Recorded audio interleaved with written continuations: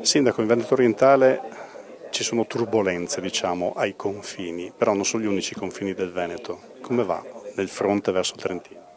Ma c'è una tendenza a guardare ai benefici delle autonomie, Friuli, Venezia Giulia, Trentino, Alto Adige, ed è evidente che i cittadini del Veneto si rendono conto che i servizi, gli investimenti infrastrutturali e tutto quello che riguarda lo sviluppo delle loro aree è nettamente inferiore rispetto a quello che offrono le regioni a statuto speciale.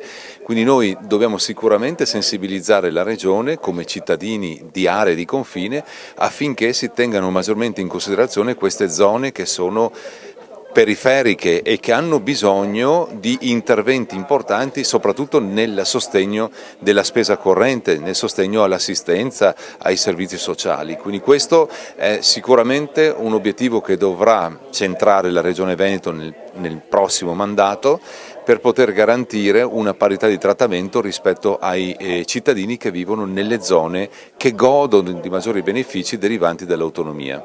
Sono ragionamenti della politica o c'è anche, diciamo, la popolazione stessa che spinge in questo punto? Ma è evidente che la popolazione spinge perché riconosce le sperequazioni, le disparità di trattamento. Faccio un esempio, noi nel 2006 come città di Asiago, come altopiano di 7 comuni abbiamo votato con oltre il 90% per accedere alla provincia di Trento. Grazie a questa spinta, chiamiamola secessionista, è stato istituito dal governo Berlusconi, grazie all'impegno del ministro Calderoli e del ministro Brancher, il fondo dei comuni di confine. Questo fondo prevede lo stanziamento di 40 milioni all'anno della provincia di Trento e 40 della provincia di Bolzano per poter finanziare progetti di area vasta, ovvero progetti di sviluppo territoriale di queste aree di confine che vivono il peso di queste disparità di trattamento.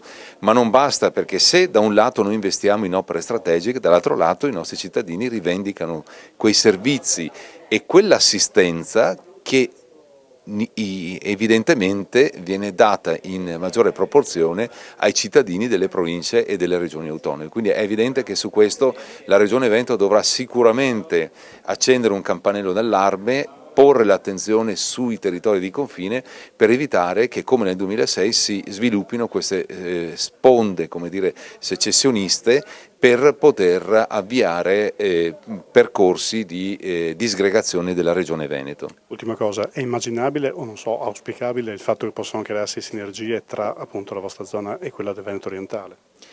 Ma è evidente che questo può portare poi ad una uniformazione di quelle che sono le visioni politiche anche dei territori di confine. Noi dopo il 2006, quando facemmo quel referendum, grazie all'istituzione di questo fondo abbiamo avuto delle risposte importanti. È evidente però che su questo versante ci sono alcune aree di confine, come quelle che guardano il Friuli Venezia Giulia, che non hanno avuto gli stessi benefici che abbiamo avuto noi. Quindi le azioni possono essere condotte in modo sinergico, ma anche lì la Regione dovrebbe sicuramente ipotizzare degli interventi a sostegno di queste popolazioni per poterle avvicinare a quelle che sono le possibilità, i benefici che hanno invece le popolazioni che vivono nelle province autonome.